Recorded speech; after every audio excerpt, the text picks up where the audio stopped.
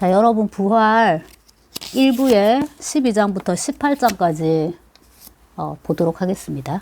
자, 내용이 뭐냐면요. 이제 네흘류도프가 카츄샤와 겪었던 일들을 이제 회상하게 되는데요. 앞서 그 마슬로바가 회상하는 그 장면은 굉장히 짧았지만은 네흘류도프가 회상하는 것은 굉장히 깁니다. 우선 그때 그는 대학교 3학년이었고요. 19세였던 걸로 나옵니다. 그 무렵에 이제 토지 사유제 에 대해서 이제 생각하고 있었고, 그것에 대해서 이제 논문을 구상했다. 그러니까 약간 이제 레포트 같은 거, 그런 거, 보고서 같은 걸 이제 생각을 했던 것 같고요. 그러면 이제 토지가 어떻게 운영되고 있는지, 경영되고 있는지를 알아야 되기 때문에 시골에 있는 지방 도시에 있는 고모집에 이제 가게 되고, 겸사겸사 여름 방학이니까 좀 쉬려고 내려간 것도 있을 것입니다. 거기서 이제 그 까쭈샤라는 아이를 보게 되는데, 까쭈샤는 고모집에서 양녀도 아니고, 그러니까 귀족도 아니고요. 그렇다고 이제 하녀도 아닌, 그러니까 천민, 노비도 아닌 애매한 이제 상태인데, 문제는 이제 너무 예쁜 거죠. 네. 그 숲이 있고 들이 있고, 러시아에 여름에 엄청 아름답겠죠, 그죠? 그 자연의 일부같이 까투샤가 이제 그에게 느껴지게 되고요. 그 시골에 이런 순진한 소녀하고 청순하고 이런 소녀하고, 그 다음에 이제 서울에서 내려온 젊은 삼촌 혹은 조금 나이 있는 오빠와의 이제 관계가 어떻게 펼쳐질지는 이제 너무 이제 뻔합니다. 그래서 제가 여기다가 소나기라고 써놨는데, 황순원의 소나기 있죠. 심쿵하는 그런 이제 아름다운 사랑을 서로 이제 나누게 되는 거고요. 네흘류도프 눈에 비친 그 까투샤 마슬로바는 이래요. 처리해야 될 집안일이 많았지만 익숙하게 다 해치우고는 틈틈이 책을 읽었다. 네흘류도프는 자기가 다 읽고 난 도스옙스키나 뚜르게네프 책을 빌려주곤 했다. 그래서 얘는 가사일도 되게 잘하고 아마 이제 농사일도 조금 거둘 수 있을 것이고요. 심지어 교양까지도 이제 쌓고 있는 아주 훌륭한 모범적인 소녀라고 할 수 있습니다. 그래서 이 부분을 조금 확대를 해서 보면 까투샤 마슬로바는 굉장히 훌륭한 사람으로 자랄 수 있었을 거예요. 그러니까 이제 가사일도 잘하고 그러면서 또 지적인 그런 교양에 대한 욕구도 있고 실제로 이제 책을 읽고 있잖아요. 그래서 다른 인생이 어떻게 펼쳐질 수도 있었는데 왜 이렇게 인생이 이렇게 좋은 쪽으로 가지 않고 좋지 않은 쪽으로 갔을지 좀 생각해 볼 필요 있을 것이고요. 그 다음에 네흘류도프는 자기가 다 읽고 난 도스옙스키나 뚜르게네프의 책을 마슬로바에게 빌려주곤 했다 해서 이 소설이 1899년에 이제 써졌는데요. 이때 이미 도스옙스키는 죽었고 뚜르게네프도 죽었지 싶습니다. 그 척추암인지 뭔지로 이제 죽었는데요.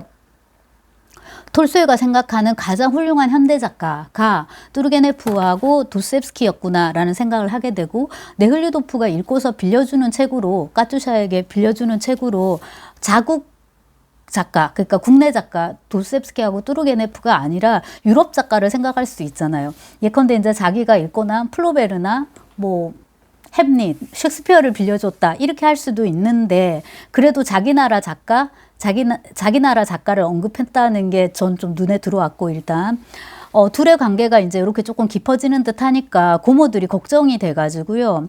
네흘류도프의 엄마에게 편지를 보냅니다. 엄마 이름도 나옵니다. 옐레나예요. 옐레나 공작 부인인데 편지를 보내서 이제 걱정을 토로하죠. 둘의 관계가 깊어지지 않을까 조금 걱정이 된다. 근데 이제 이게 어른들이 의외로 노회한 거예요. 이 노처녀 고모들이랑. 그 다음에 이제 그 네흘류도프의 엄마인 옐레나 공작 부인은 조금 다른 생각을 갖고 있긴 하지만 결론적으로는 이 어린아이들을 괜히 건드려가지고 더 자극하지 말자라는 쪽이에요. 뭔 말이냐 하면, 니네들 어디까지 갔어? 니네들 같이 있었어? 하지마! 이렇게 하면 오히려 성에 대한 호기심이나 이런 게 생겨가지고 지금 달뜨는 감정을 육체적으로 표현할 수 있으니까 그냥 내버려 두자. 인 거예요. 그게 이제 성공을 해가지고 청년 그 네흘류도프와 그 다음에 소녀 까투샤의 사랑은 소나기로 이제 그냥 남게 됩니다. 그러고 이제 끝이 그대로 나고요. 자, 그 다음에 이제 13장인데요. 13장은 3년이 지나가지고 있습니다. 3년이 지났으니까 이 19살이었던 이제 청년이 몇 살이 돼가지고 옵니까? 이 미성년자였는데 이제는 21세가 돼가지고 있어요. 있고 까투샤도 이제 8살인가 더 어려서 이제 그만큼 더 나이를 먹게 될 것이고요. 됐는데 이 3년 동안 타락했다라는 게 이제 톨스토이의 요약입니다. 여자를 사람으로 보기보다는 이제 그 성적인 어떤 욕구의 대상으로 이제 보는 거고요.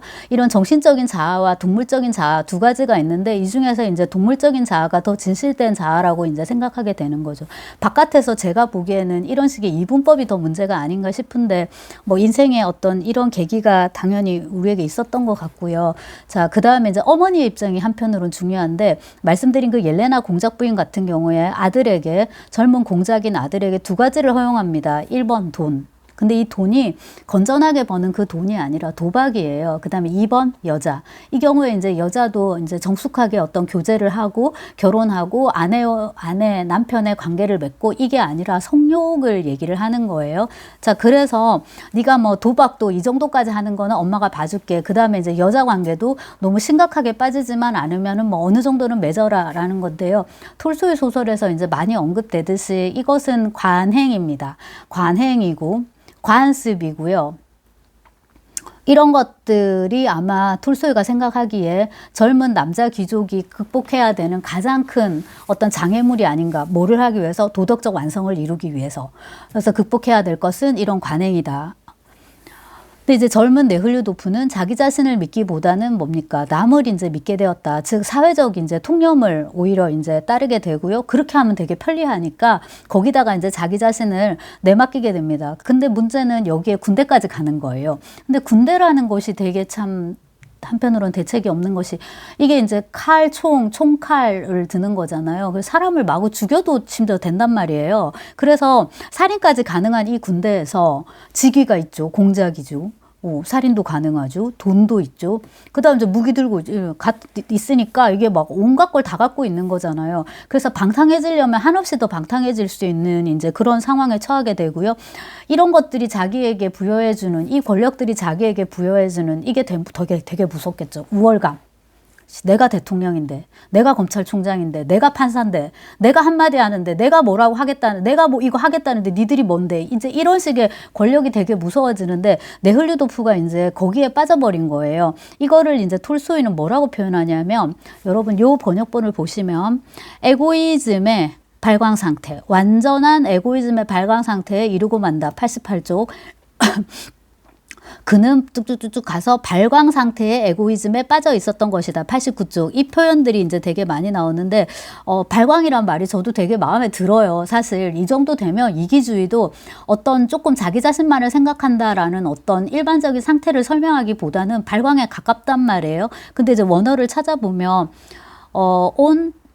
또 가서 후타꼼스마 시스위 에고이즈마 나하질시아 이러저러한 이제 이기주의의 광기의 상태에 빠져 있었다. 뭐 광기나 발광이나 무슨 차이가 있겠어요. 근데 이제 발광은 좀 더 발광하는 것 같고요. 광기는 그래도 제가 이 말을 쓸 때 제 품위가 별로 손상되지 않는다는 느낌을 주잖아요. 이 광기라는 게. 그런 이제 광적인 상태에 빠져 있었다라고 이제 톨스토이가 정리를 합니다. 그래서 톨스토이 소설에서 특히나 이런 젊은 남성 주인공과 관련해서 톨스토이가 굉장히 경계한 게 이제 이기주의인데요. 이기주의는 여러 개에 다 해당해요. 유욕을 채우는 거. 잘 먹는 거, 잘 입는 거, 좋은 집에 사는 거, 플러스 항상 젊은 남자 주인공들이 문제이기 때문에 성욕이 항상 들어가요. 지금 이 네흘류도프한테도 이게 딱 들어맞는 거죠. 그래서 이런 이제 이기주의에 빠져가지고 점점 더 뭡니까? 유흥을 즐기게 되고, 이른바 계집질을 일삼게 되고, 허용하는 한 최대한 술을 많이 퍼마시고, 요즘으로 치면 이제 여기에 마약까지 같이 들어간다고 봐야겠죠. 그 다음에 이제 사람 목숨을 되게 이제 경시하게 되는 거예요. 그래서 이제 전쟁과 평화에서 그 피에르와 이제 아나톨이나 이런 그 귀족 그 청년들이, 러시아 귀족 청년들이 경찰을 곰하고 같이 묶어갖고 물에 빠뜨렸냐 어쨌나 저쨌나 막 난리를 치거든요. 근데 이제 이게 19세기 귀족 사회니까 걔네들이 그런 식으로 더럽게 놀아도 그들의 이제 지위와 돈과 인맥과 이런 것들이 이제 다 실드를 쳐주는 거죠. 그러니까 다른 국민들이 다 지키는 법을 얘들은 안 지켜도 되는 거예요. 그런 풍경들을 이제 보게 되고요. 이런 상태에 이른 네흘류도프가 연대로 이동하던 중에 고모 집에 이제 잠시 들리게 됩니다. 이게 이제 3년 만이에요. 그 사이에 이제 그 터키 전쟁이 발발했다고 합니다. 터키 전쟁은 1877년에서 1878년 한 1, 2년 정도 간 건데 요즘 튀르키예라고 이제 하는데 요건 제가 좀 더 찾아봐야 되겠는데 강조하고 싶은 것은 요거 이제 안나 까레니나에서도 맨 마지막에 브론스키가 여기 참전하는 걸로 했잖아요. 이 맥락에서 강조하고 싶은 것은 톨스토이는 어지간해선 연도를 안 틀려요. 이 맥락에서 남주를 어디로 이동을 시켜야겠는데 전쟁 나면 제일 좋거든요. 이제 참전하고 그 다음에 이제 얘네들이 귀족들 장교고 이래갖고 어지간해서는 전투병으로 가진 않으니까. 근데 이제 그 상황에서 안드레이 볼콘스키가 나폴레옹 전쟁에서 모범을 보여서 싸우고 이제 부상도 입게 되고 나중에 죽게 되는데 보통의 귀족들은 그러지 않기 때문에 그게 이제 모범적이고 영웅적인 행동이 되는 거거든요. 자, 그래서 이제 일단 깨알 같은 디테일 이런 게 이제 톨스토이의 어떤 소설가로서의 엄정함 이런 걸 보여준다. 자, 그 다음에 14장입니다. 4장을 이제 갔는데요. 고모 집에 들른 거는 사실 카투샤를 보기 위해서였어요. 그때 그 이제 소녀가 얼마나 자랐는지를 이제 보고 싶었고, 당연히 음흉한 생각을 이제 품고 있었는데, 이거를 이제 뭐 숨기지 않습니다. 이 부분에서 이제 그 톨스토이의 소설가로서의 일종의 정직함, 솔직함, 그런 걸 이제 보게 되는데요. 3월 말입니다. 근데 이제 오랜만에 만났고, 아이들은 빨리 자라니까요. 소녀였던 이제 카투샤가 처녀가 돼가지고 있잖아요. 그래서 당장 이제 반말을 써야 될지 높임말을 쓸지부터가 조금 고민이 될 만큼 서로 어색한 관계가 되어 있습니다. 여기서 이제 톨스토이가 여자 주인공한테는 이런 거 쓰지 않아요. 이런 이분법 쓰지 않고요. 오로지 남주한테만 쓰는데요.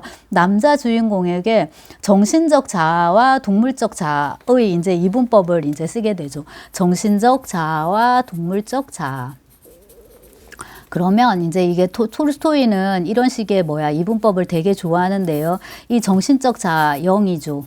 그 다음에 이제 이 동물적 자아, 이게 이제 육체인데요. 이게 이제 욕망인 거잖아요. 그리고 이제 영이라는 건 의지인 건데요. 톨스토이에게는 이거는 무조건 플러스 가치고 이 육체는 무조건 이제 마이너스 가치가 되는 그런 게 이제 됩니다.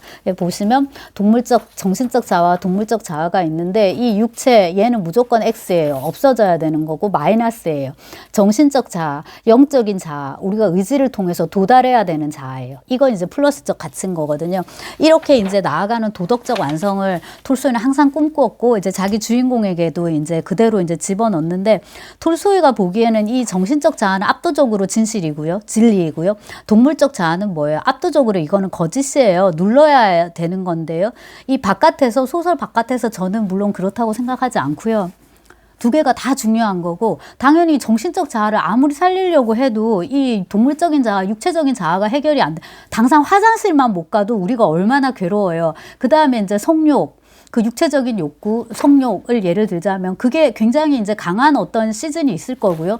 어떤 사람의 인생을 놓고 봤을 때, 인간의 인생을 놓고 봤을 때, 20, 30대라고 합시다. 그때는 그게 되게 중요하기 때문에 그게 또한 채워져야 될 거예요.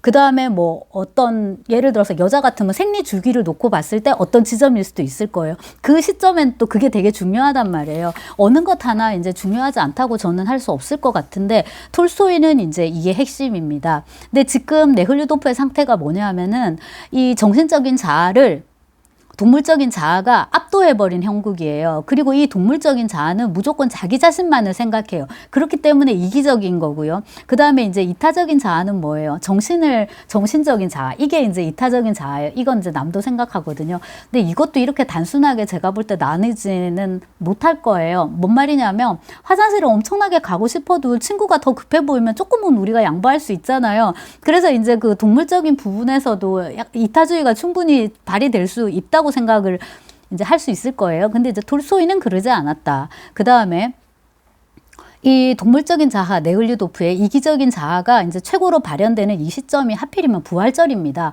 그래서 여러분 괴테의 파우스트도요, 그 부활절이었던 것 같아요. 그걸 좀 생각해 볼 수 있을 것이고, 이 기독교 문화권에서 부활절이 갖는 의미를 생각해 볼 수 있게끔 이제 5장으로 넘어가는데 부활절 전야에 이제 그녀를 이제 이렇게 만나게 되는 거잖아요. 부활절이 왔어요. 아침에 너무너무 예쁜 거예요. 그 예배를 보러 가는데 이 까투샤 마슬로바가 하얀 옷에 하늘색 띠를 두르고 있고 까만 머리카락에 빨간색 리본을 달고 있고 너무나도 이제 그 삶의 기쁨에 차가지고 환희에 차가지고 이제 눈을 이렇게 반짝반짝 이렇게 빛내고 있는데요.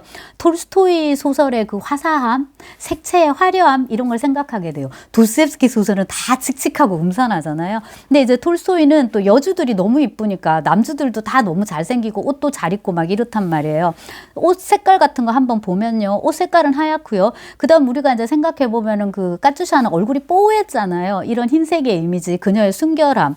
그 다음에 머리카락도 까맣고 눈도 이렇게 깜짝잡하고 근데 이제 사팔이 약간 있어갖고 되게 농염한 그런 눈빛인데 이런 검정색 이게 이제 그녀의 어떤 또렷한 그런 어떤 욕망의 또렷함 그 다음에 활기 이런 걸 또 설명해 주는 것 같고 여기다가 이제 까만 머리에 빨간색 리본을 맸는데 그게 이제 그녀의 어떤 열정이라든지 그런 걸 또 이제 나타내 주는 것도 같고요. 하늘색 띠 이것도 약간 순결함 뭐 도브 비둘기 이런 색깔이니까 이게 갈루보이 이런 게 그런 거를 이제 설명을 그런 거를 나타내는 것 같아요. 그러니까 요는 너무너무 예뻤고요. 그 다음에 이제 그녀 역시도 저 도련님이 나한테 이제 뭡니까 관심과 사랑과 애정의 눈빛을 보낸다는 걸 또한 이제 알고 있단 말이에요. 그래서 그거를 의식하듯이 이렇게 행진을 할 때 거지가 있거든요. 거지가 나타나는데 거지한테 적선을 해줘요. 적선을 할 뿐더러 그러니까 나는 이렇게 관대한 여성이야 라를 이제 보여주듯이 적선을 할 뿐더러 그 다음에 뽀뽀를 해요. 그 손에다가 손이었을 거예요. 이게 이렇게 약간 키스까지 한단 말이에요. 그래서 자기가 얼마나 그 이타적이고 사회 동포주의적인지 약간 그런 걸 이제 보여주는 것 같아요. 그래서 전반적인 분위기가 이 총체적인 부활의 느낌이 이제 드는 거죠. 근데 이게 이제 이런 어떤 정신적인 환희에만 머물러야 되는데 무서운 일이 일어나고야 말았다인데 무서운 일이 뭐예요? 이제 그 섹스인 거예요. 그래서 이제 성관계를 갖는 것이 굉장히 죄스럽고 무서운 일이 이제 돼버리는데 이거 이제 기독교 문화의 전통적인 어떤 접근법이잖아요. 성에 대한 아담과 하와가 죄를 지어가지고 이제 그렇게 돼버리고 해가지고 이거를 이제 그대로 톨스토이가 여기서 이제 받는 거예요. 이런 성에 대한 기독교적인 그런 입장을 그대로 받아가지고 이 네글류도프하고 카투샤한테 이제 그대로 적용을 시키는 거죠. 자, 그러고 이제 16장으로 갑니다. 16장으로 이제 가면은 이미 이제 교회에서 돌아왔어요. 시간도 조금 지났고요. 마슬로바가 이 도련님 잠자리 같은 거 이런 거 이제 봐주려고 와요. 오니까 뽀뽀를 해버려요. 복도로 나가가지고 쫓아가가지고 약간은 이제 조금 스토킹 느낌을 이제 주는 건데 그게 이제 어릴 때 그런 뽀뽀하고는 이제 느낌이 다른 거죠. 자, 그래서 이렇게 이제 씁니다. 네글류도프가. 그는 다시 한번 까투샤에게 다가가 그녀를 껴안고 목덜미에 키스했다. 그러나 이 키스는 전에 했던 두 번의 키스, 라일락 숲 뒤에서의 무의식적으로 했던 키스와 오늘 아침 교회에서 했던 두 번째 키스와는 전혀 성질이 달랐다. 이제 요거는 뽀뽀인 거고요. 이번 키스는 무서운 것이었다. 그녀도 그것을 직감했다라고 이제 묘사가 되는데, 그러니까 명백하게 성적인 뉘앙스가 이제 들어가 있는 것이지요, 그죠? 근데 여기서 이제 우리가 조심해야 될 것은 뭐냐면은 이 모든 것들이 네글류도프의 입장에서 기술되기 때문에 카투샤가 어떻게 느꼈는지는 잘 모른다는 거예요. 이거를 카투샤가 이렇게 느꼈을 것이라고 네글류도프가 쓰는 거잖아요. 정말로 카투샤를 불러와가지고 너가 그때 어떤 느낌을 받았어? 그때 너 기분이 어땠어? 라고 물으면은 그녀는 전혀 다른 얘기를 할 수도 있을 거라는 거예요. 그거를 이제 전제로 하고 계속 보면은 네글류도프는 이제 계속 정신적인 자아와 동물적인 자아가 이제 충돌한다고 얘기를 하고 그 다음에 이제 마슬로바는 이제 일을 계속 해야 되잖아요. 이 집안일을 잠자리를 봐주고 방을 치우고 뭐 이런 걸 해야 되는데 그거를 바라보는 이제 네글류도프는 계속 이제 어떤 그 욕구를 이제 느끼는 거죠. 느끼고 이제 그쪽에서 저쪽에서는 마슬로바 쪽에서는 그러지 말라고 이제 하는데 그럼 오늘 밤에 내가 네 방으로 가겠어라고 말을 하니까 어머나 무슨 말씀을요? 안 돼요. 절대로 이렇게 이제 한단 말이에요. 그녀의 입은 이렇게 외쳤지만은 당황하고 설레는 몸은 다른 것을 말하고 있었다라고 이제 번역본의 107쪽에 이제 나오는데 굉장히 훌륭한 심리 묘사죠. 안 돼요, 안 돼요 하면서 몸은 이미 굉장히 이제 흥분하고 있고 표정이나 몸짓이나 이런 걸 보면은 돼요, 돼요라고 말하고 있는 것 같단 말이에요. 하지만 중요한 건 이거는 누구의 입장이다? 네흘류도프의 입장이라는 겁니다. 그래서 여기 이제 독자 입장에서 볼 때는 그녀가 무슨 생각을 하는지는 중요하지 않아요. 이거는 남자 중심의 포르노그래피거든요.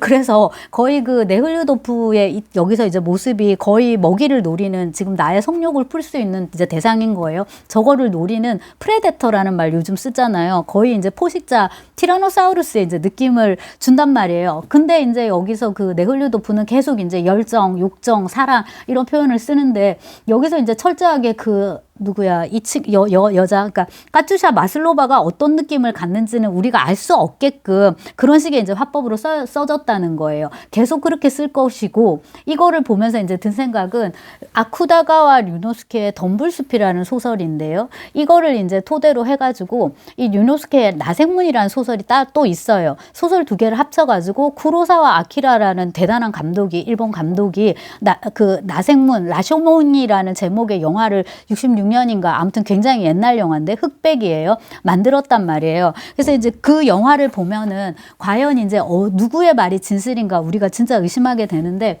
그 지금 아직도 결론이 나지 않고 있는데 헌법재판소에서 쭉 이제 진행한 그 재판을 보니까 여러 이렇게 소집된 증인들의 말들을 들어보니까 정말로 과연 누구의 말을 믿어야 될지 어떤 게 진실인지를 이제 우리가 생각하게 되고요. 각자 자기의 얘기를 하니까 그 말들을 취합해가지고 최종적인 판단을 내리는 건 판사예요. 법원에서는. 그 다음에 이제 소설과 관련해서는 우리가 판단해야 되는 거예요. 이때 우리는 독자인데 과연 네흘류도프는 어디까지 사실을 말하고 있는가. 그 다음에 그거는 그의 진실이긴 할 거예요. 네.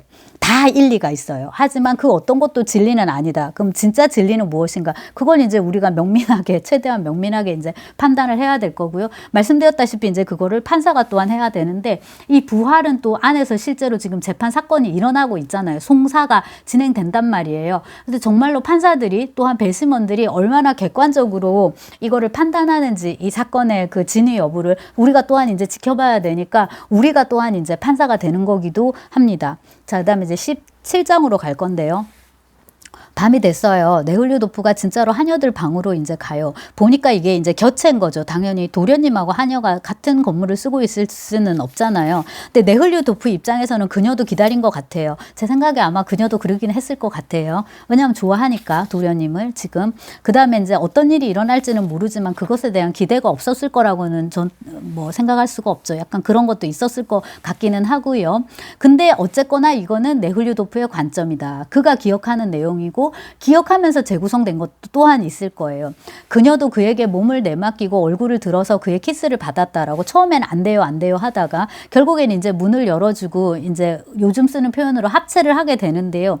안 돼요, 놔주세요. 그녀의 몸은 말과는 달리 네흘류도프에게 바싹 붙어 있었다. 근데 이것도 실제로 바싹 붙어 있었는지 바싹 붙어 있을 수밖에 없게 남자가 강압적으로 힘을 주고 있었는지 사실 모르는 거거든요. 이거 CCTV를 돌려봐도 그림만 이렇게 보이는 거지 어느 정도 움직이는 그림만 보다 더 섬세한 것에 대해서는 이제 참 말하기가 힘들고 그 다음에 이제 성이라는 거 성관계라는 거는 우리가 갖는 모든 인간관계가 그렇지만은 더더욱 또 미묘한 측면이 있기 때문에 한쪽 말만 절대 들으면 이제 안 된다는 거죠. 그거를 이제 되게 잘 보여주는 게 사실 이 덤불숲이거든요.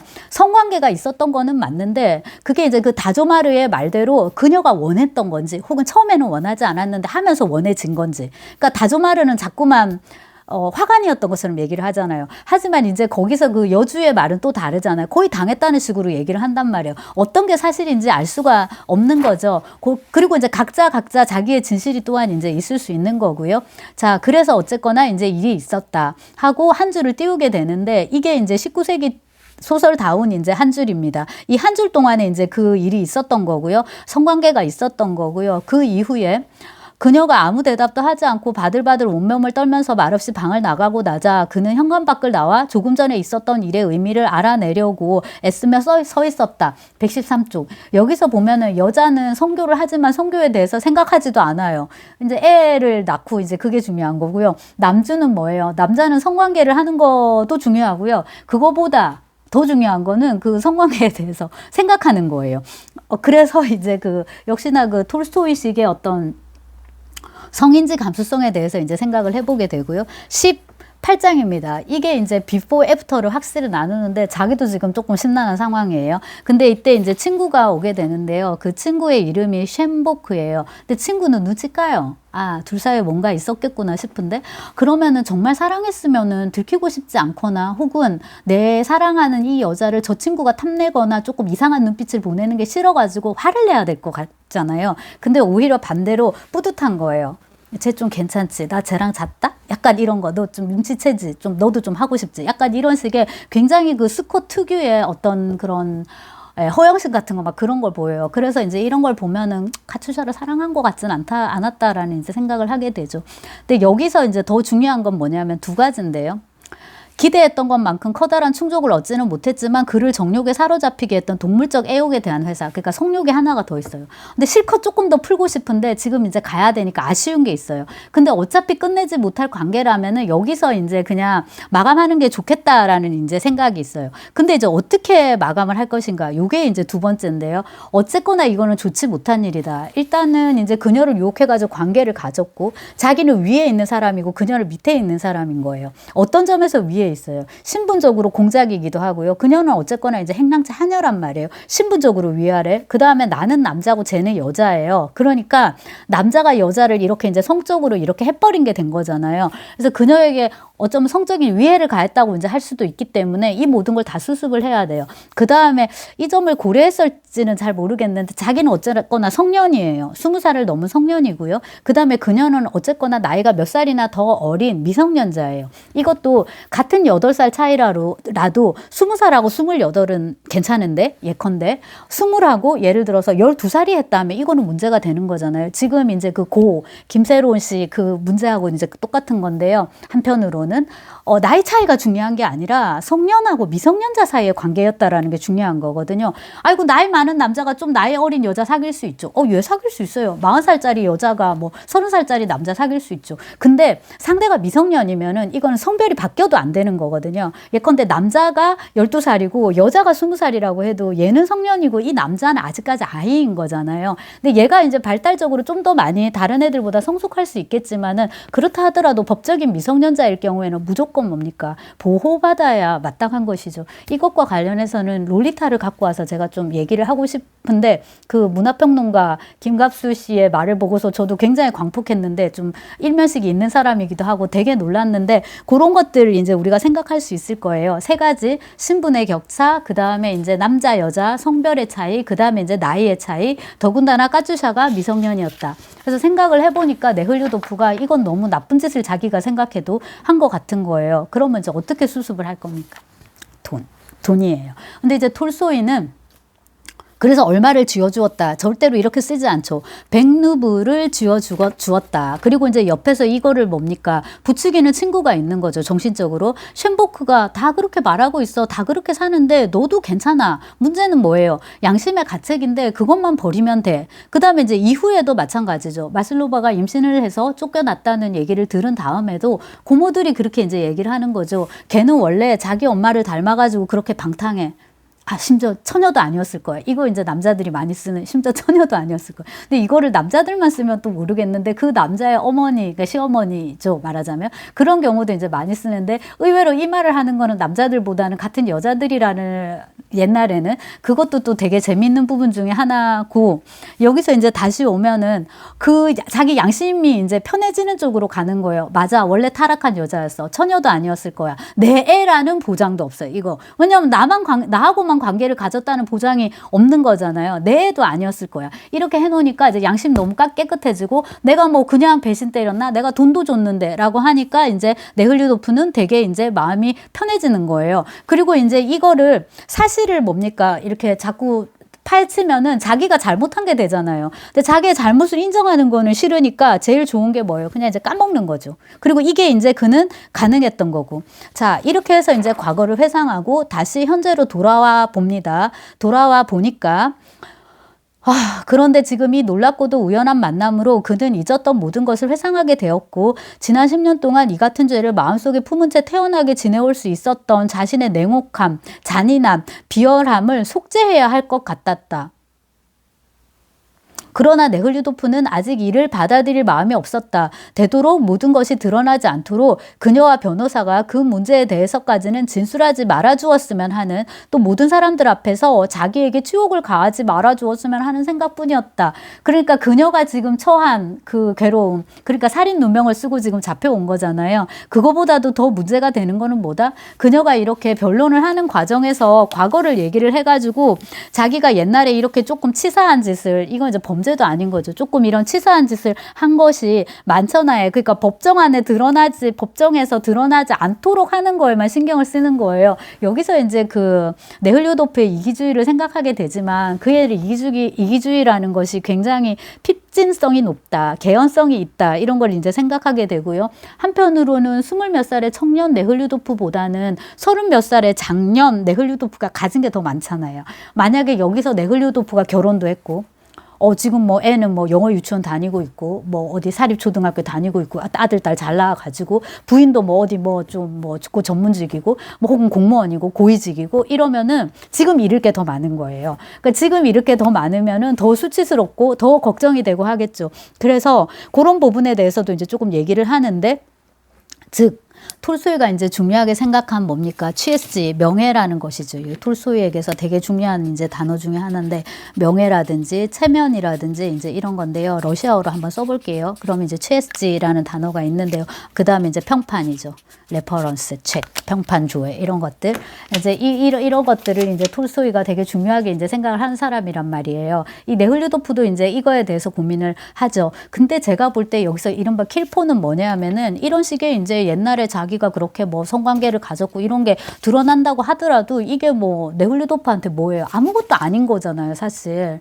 자긴 다 가지고 있는 거잖아요. 그리고 이게 드러났다고 해도 사실상 잃을 게 아무것도 없는데, 그 와중에 이제 자기는 뭐까지 이제 챙기겠다? 양심까지 챙기겠다. 그 다음에 이제 도덕까지 챙기겠다.